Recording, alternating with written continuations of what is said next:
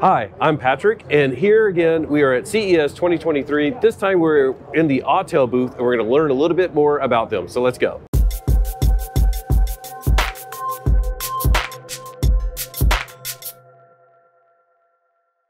So here with me today is John Thomas. He's the COO of Autel, and we're going to start with something that's not Autel, but it's this Ford Bronco. It's a 1969 Ford Bronco, and it has been converted. Yep. So first of all, if you want to tell us why this Bronco is here. Why it's here? Yeah. So, Autel, one of the things that I think is really important, really cool that we're doing is partnering with people. And Zero Labs has decided to choose Autel as their partner for charging their vehicles. Perfect. And this is a super cool thing. As you said, Patrick, you're talking about a 1969 Bronco, which everybody loves, right? And this allows us to bridge the gap between old and new. Because this is actually an EV in the end of the day. Yeah. Right? They've created their own skateboard, cool interior system, and really their own battery management system and everything, and they've integrated in this car, and it runs like a modern car. You can drive this at 100 miles an hour, no problem. It's pricey, I know. It's above 300K. Yeah, it's around 400K. A lot of movie stars are driving these. Oh, I can imagine. It has like 235 miles of range, 600 horsepower. Yep. Very cool. But that's that. Let's talk more about Autel. Like, we reviewed Autel Mach-E charger. We loved it. My brother actually has it now because we already had our charger installed. Sent it to him. He loves it already. He's only had it a week. You guys do everything though. It's not just home charging. You have everything. Should we take a look at some of it? Yeah, we can take a run around. Yeah.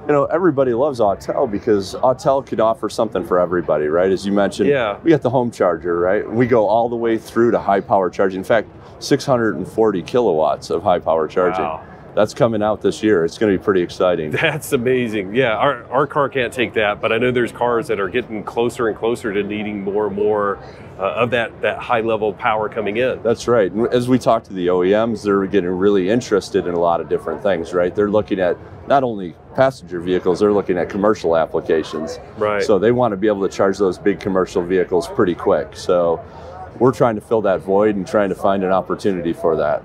That's amazing. Yeah, that's a very wide gamut of charging level from level 2 all the way up to 640 kilowatts. So we'll swing around here because I want to show off some of this stuff. I think it's really cool. It all looks really slick. We can start with this one. I think it's really cool because I'm imagining this is going to be for like businesses that want to maybe have some advertisements in here. Yeah, I think that's kind of cool, right? This is all touch screen, right? Initiated. You can pick the charger you want, pay through the screen.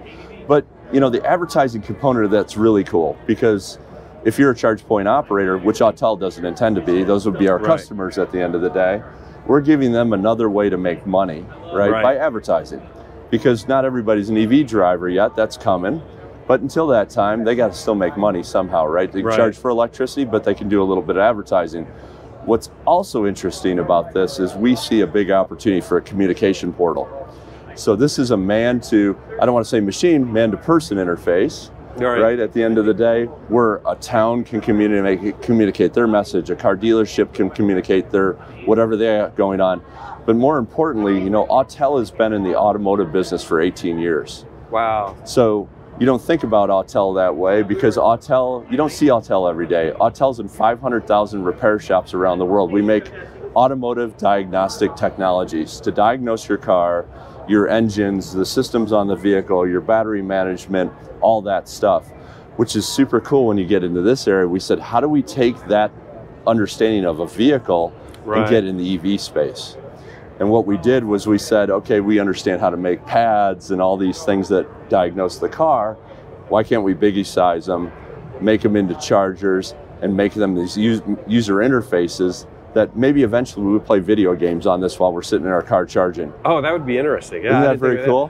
What I thought would be useful is like, there's a charger that we went to in Fairplay, Colorado, for example. Small town, we got to go plug in, and it would be nice, like whether it's the town or maybe the local coffee shop that says, hey, mention this charging station and get 50 cents off a coffee or something like that. Yep. So it seems perfect. Not only is it like driving business, it's sort of letting me know as an EV driver, like what's around in the local area. Very easy. So well, could you imagine this, right? Every time you plug in to charge, it's diagnosing your car and seeing if there's something right or wrong with it. Oh, yeah. And sends a message back to the car dealership and says, hey, you need to check on this car, send your customer a notification, make an appointment.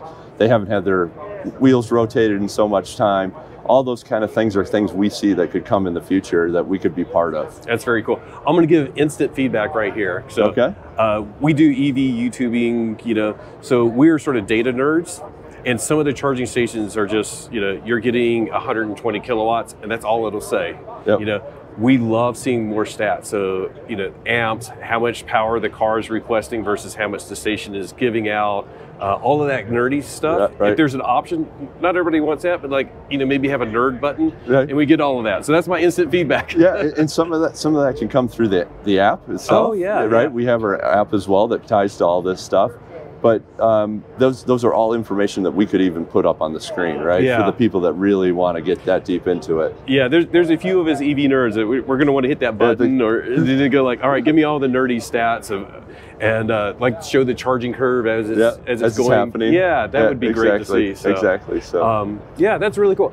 And I think it really is important that Autel is coming from the side of you know, being involved in vehicle diagnostics and being involved on that side of things, because EVs are very complicated and having that side of it can be very beneficial for, you know, somebody that's getting charging. We don't need to know all of the details, but knowing that the company has that, I think can be very beneficial. Well, and I think another really cool nuance about Autel, right? I've been in the automotive business for 30 years, parts supplier for all the big car companies and all that.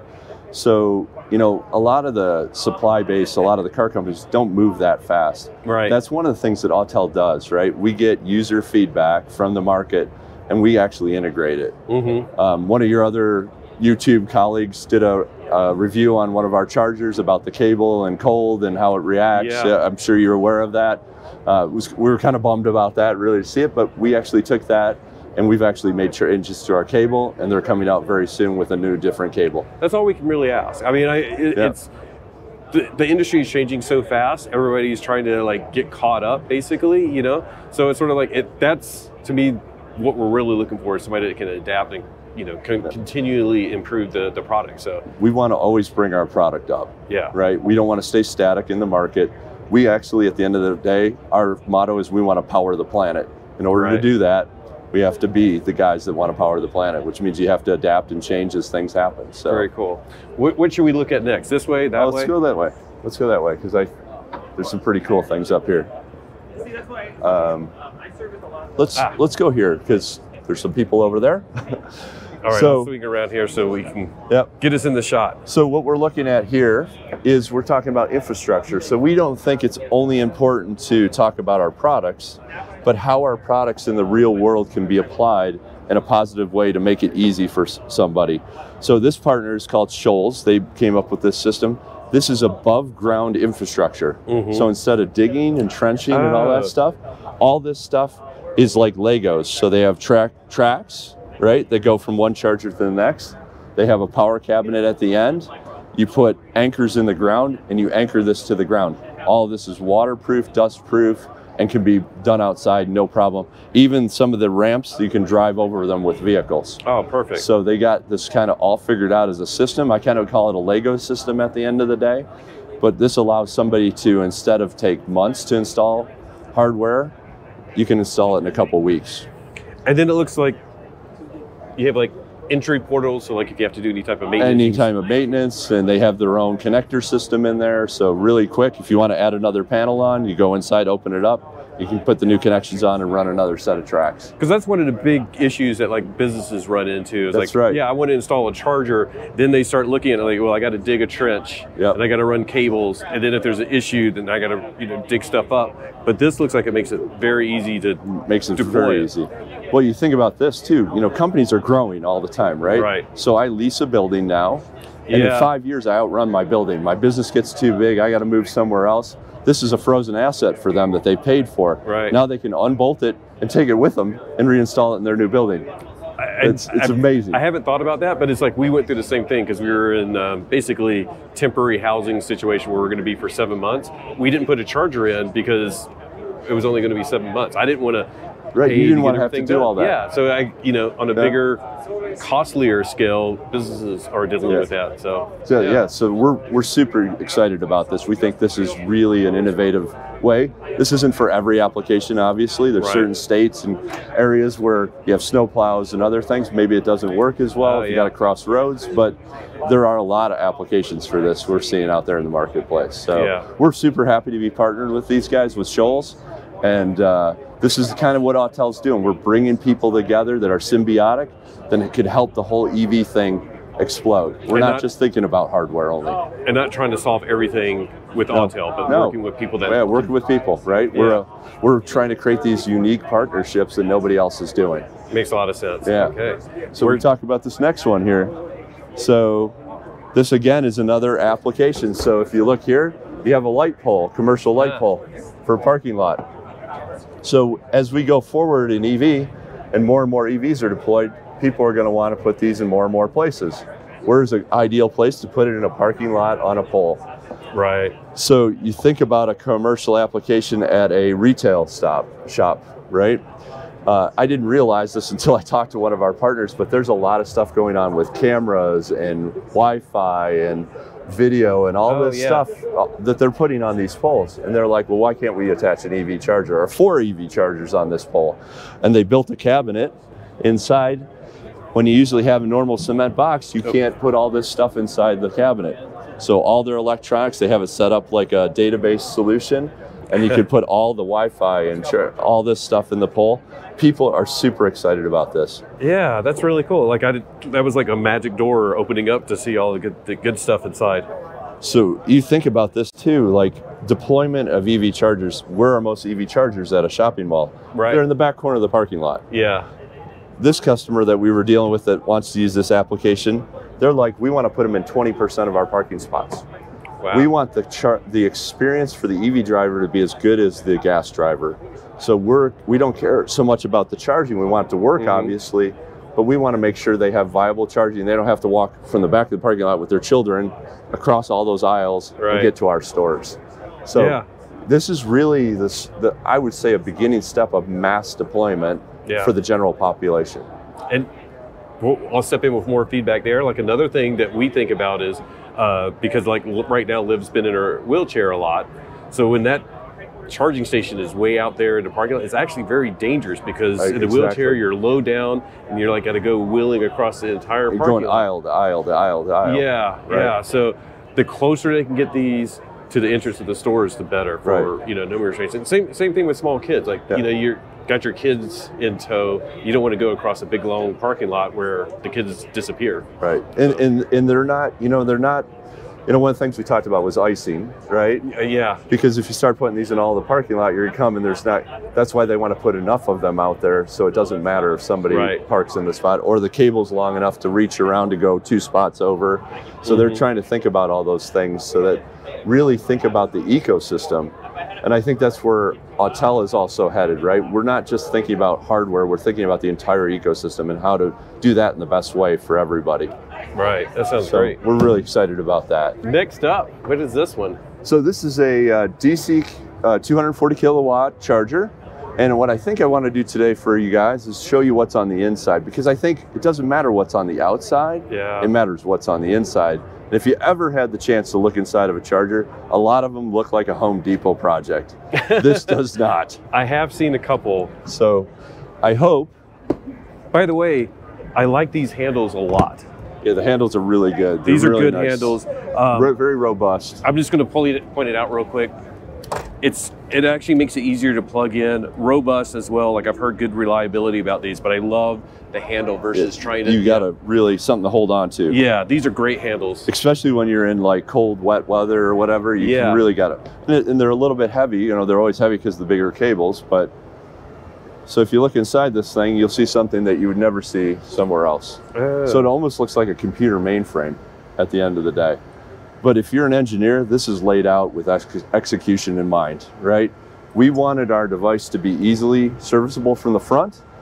It's you can diagnose this remotely, about 80% of the issues with it remotely. So when the service tech does show up, if something goes wrong, they have the part in hand, they can fix it and get it up and running again.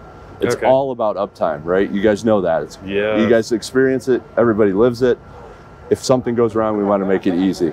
When Autel went into this market, we said, we're going to benchmark the best in the industry, and we're going to try to be above that quality level. So that's where we came in at the hurdle, up at that level. So let's take a look at another side of this. So I'm going to open it up on the side now. And the side should go open over here, if you'd like to walk over. So this is super cool. Okay. So two things here that are really cool. So these are power stages. So these are 20 kilowatts, and this allows you to build the charger up. So if you say you install a charger and you don't have enough power today, you only put in 6 of them, right? But if you want to grow and future-proof the thing, you can put in all of them. So then you get 240 kilowatts. So like a business, they could get the, we're going to start at, let's say 60 kilowatts. 60 kilowatts, and they're like, wow, this is actually really popular. Now let's pay to get the service upgrade. Now we can do more, so let's add the other modules as well. And what we would always recommend is put in the infrastructure underground so you don't have to redig up, right? You can run a bigger service to it and then just get it up and running, right? The other thing that's really cool about it is if one of these go down for whatever reason, the whole thing doesn't go down. It only drops by 20 kilowatts. The service tech comes out, undoes the screws, slides this out like a hard drive, slides a new one in, and they're done, and it's back up and running full power again. Cool. All of these power modules fit in all our devices, so you don't need to store and carry multiple power. They're all 20 kilowatts. It's all interchangeable. They're all interchangeable. Perfect. Which, when you're an operational maintenance person, that's a huge thing. If you're a business, that's a huge thing. I don't want to carry lots of part numbers. I want to carry one thing, and it fits in all. That way I don't have to worry about things failing. The other thing that's really cool is our cables. You can get at the cables right from here. In 10 minutes, you can take the cable off and put a new one back on. So, as you know, damage happens, cables get wrecked, somebody drives over them, whatever. You can fix the cable really easily, and our customers have raved about that. 10 minutes is a big deal. And I've seen, and we won't mention any other company, but I've seen where the cables are broken, and they're broken for 3 months. Forever, And I mean, I know part of that could just be parts, but it's also, I know, getting the tech to be able to do that. But making it simple means it's easier just to get somebody out there and do that. One of our, let's say, customers that we're working with, they've worked with pretty much everybody else, and they said that's one of their biggest issues is getting some parts to fix the products that are down. And we got service parts in the US, we know what the common parts are, we carry them, they're available, so we're setting up our network that way. Sounds great. So very cool. And as you can see, we have a filter that can be changed. This is air cooled, so there's fans on the opposite side, pulls air across, cools the system, and pulls it out the other side. So try to keep all the particulates and garbage out of the system. Makes sense. Okay. This one here is basically the same thing, but it's an advertising model. So it's got a bigger screen. It's got a 55-inch 4K high-definition screen. And the idea behind that is you can see it in the daytime, right? Yeah, all our screens are 4K high-definition screens. The other thing people said is, what about vandalism? What about, I got this big glass thing. So these are IK10 rating. What does that mean in reality? I can drop a bowling ball on that from a foot above and it won't break. Now, when we did a road trip earlier this year out in the desert, it was like 110 degrees, and we noticed a lot of the screens were having failures. Will this be able to... They've been through cold and hot temperature cycling in a chamber, so they are built to withstand temperature changes, massive temperature changes. Perfect. Okay. So we just entered 2023. We're in early January, and what I've been doing is asking companies like, what is going to go on with your company, with Autel, this year? What do you see 2023 and beyond? So I think 2023 is going to be an exciting year for Autel. We believe that we're going to become, probably based on what we're thinking, probably in the top couple of the biggest charging companies on the planet. That's a big, audacious goal. We got a lot to do to make it happen. But one of those things that we're going to do is actually we're going to bring production to the US. So Autel today produces in Asia, and we believe we need to play in the market where we participate in. So We're going to build a plant here in North America. It'll be up and running by the end of the year. Wow. We're going to create American jobs. We're going to create American products. So that's going to be pretty exciting. I think for the marketplace, it allows us to participate in a lot of areas. So we're excited about that. Well, that's always great. Yeah. More jobs in the U.S. is always great. Yeah, for sure. Everybody, yeah. For sure. Now, I see one over here. Maybe we can make our way over on camera. This one is super exciting and something that I haven't seen, but it's vehicle to, or V to X, vehicle to grid.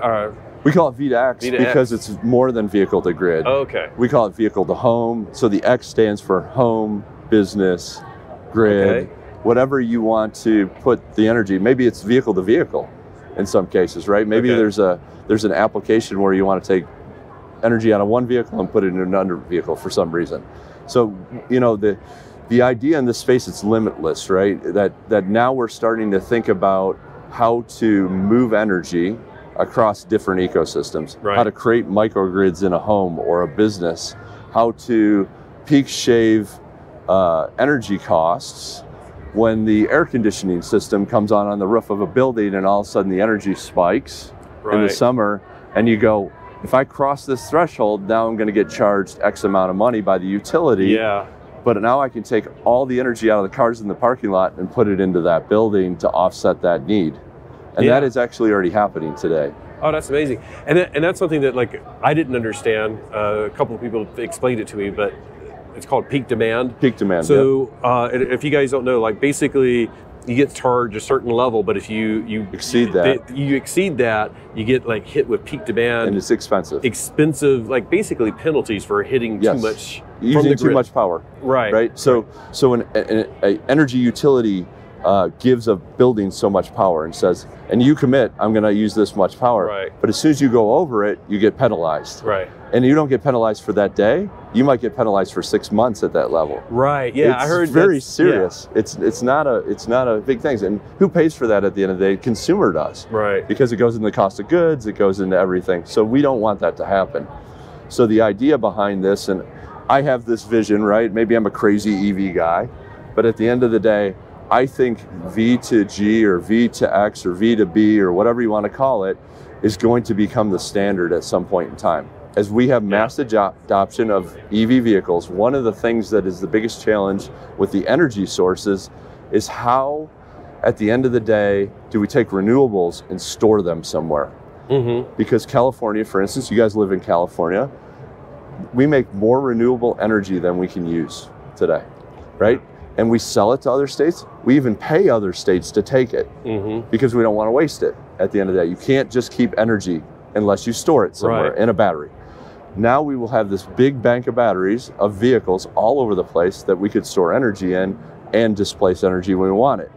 Now, us as human beings, we don't want people to take our energy. You know, I paid for my energy. We have to figure out the system and how that all works.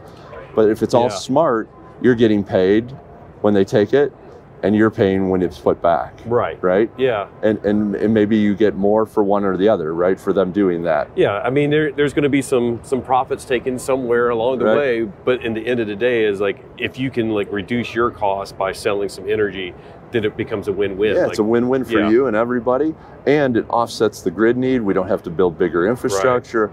We can really get off these coal-fired plants. We can go to renewables, all these benefits that could happen as a result of that. So, and I was actually surprised because I did talk to somebody that was very big into wind energy, and he said one of the big obstacles is that sometimes when it's windy is when it's in the middle of the night. Everybody's asleep, nobody's using anything, and they get very expensive when you're like, okay, now let's build battery systems to store that energy. So then in the day that there's energy, but this is the type of thing in the future that's going to be able to do that. It's like, just go ahead and pump it into the cars, vehicles, or whatever, and then those can be your distributed battery, basically. Well, think about, one of the things, the applications I think is the coolest one, right? School buses. Yeah. Every city in the United States has a school bus community within it, right? A depot within it. Those vehicles aren't used all the time. In the summer, for specifics, 3 months out of the year, they're not used at all. Right. You have a battery bank, a massive battery bank sitting there that you could use for the community to put energy in and take energy out. Right. And batteries don't like to just sit, right? Yeah. They like to be to have the chemistry changing back and forth. So it's good for the battery at the end of the day to be doing that, as long as you're not overfilling it or underfilling it. And you're not like jamming it in. Yeah, because that's one of the things that I learned as well, is like if you're slow charging, it's actually good for the battery. Yeah. You don't want to sit at a very high rate of charge, because the battery chemistry just doesn't work, and it degrades your battery quicker. So that's why I think at some point in time we'll have a balance of level 2 everywhere, right? So because you want the car to be doing that. Our cars sit 90% of the time somewhere. They do. In our driveway or a mall or at our work or whatever, it's sitting. So it's good for that to happen, right? Yeah. Not at fast power all the time. Yeah. We just signed a contract to get solar for our house, and one of the decision points was, do we get a battery that we install in the garage, on the wall, or wherever? We've opted not to, and it's because I'm hoping our car can't do vehicle to grid, but I'm hoping like our somewhere down the road we'll have that ability, because it's coming, and I'm like, I know that the infrastructure is getting there, the cars are getting there. It's available like on the Bronco, not the Bronco. We just saw that one. Saw that one there. But on the Lightning, and I know it's going to come on more vehicles, and I think it's going to be cool. It's things that we haven't thought of yet. I'm sure the industry is thinking of. It's going to be there just in the next few years, and it's really cool to see what Autel is doing to get ahead of the game. Yeah, I'm super excited about this, because when we just had the recent snowstorms out in the East Coast, right? People were telling stories about their F-150 Lightning and how they ran their house for 3 days off of the power of the battery and still had 60% of the battery left, right? Yeah. And I think people in general have this thing in their heart. They're like, if that happens, I won't have a battery when I get back, right? It'll all go into the home. Right. And the reality is, if you use your home efficiently during that time, right, and go just to the things you need, your refrigerator, some lights, whatever. You don't run your pool filter, obviously, at that time, but you can run that house for a long time off of that battery. So this is exciting. And the other thing that I hear negative is like, well, what happens when it runs out and you can't go charge it? I was like, well, actually, most of the time, you might lose power in this area, but you go one town over, they have power. So you drive that 20 miles there, you refill your generator battery, which is now your truck or your car, and then you drive back and you can power your home for another 3 or 4 days. So somebody like shifted that mentality for me of thinking about it as like, this is a portable battery that you can go refill. Yep. If you lose power at your home and it's strapped to your wall, you can't go get a bottle of power and take it back, right? So it's like portable energy that you can move around and use at home or use on the road. So costs less than a home generator too. Yeah. And in something like a vehicle that you're going to use all the time anyway. Yeah. Right. So you got a portable generator. I'm really excited about that future, and hopefully I made the right decision not getting the battery system in my solar, and we'll find out. We're going to do a video series on our whole decision process. Very cool. Sort of go through the install, and maybe in a couple of years we get to do the vehicle to grid and show that as well. That's awesome. That's very cool. Well, thank you so much. This has been very eye-opening. I'll add in a little comment. One of the points during this video where we had to cut was because I seriously, a competitor came over and said, you guys are great. I don't know how you guys are doing all this stuff. You guys are the guys to watch. And then he looks over and is like, oh, noticed that we were filming. So we're not going to put them in there or anything like that. But honest truth, that was the real thing that happened here. And it was a bright spot for me today. Yeah, we won't mention the competitor. We know who it is, but I thought that was really great to see. We're going to take care of him. We're going to hire him. Yeah. He can be part of the team. Go hire him. He's our biggest fan. So, well, thank you, Patrick. Thank you so much. All right. All right. Take care.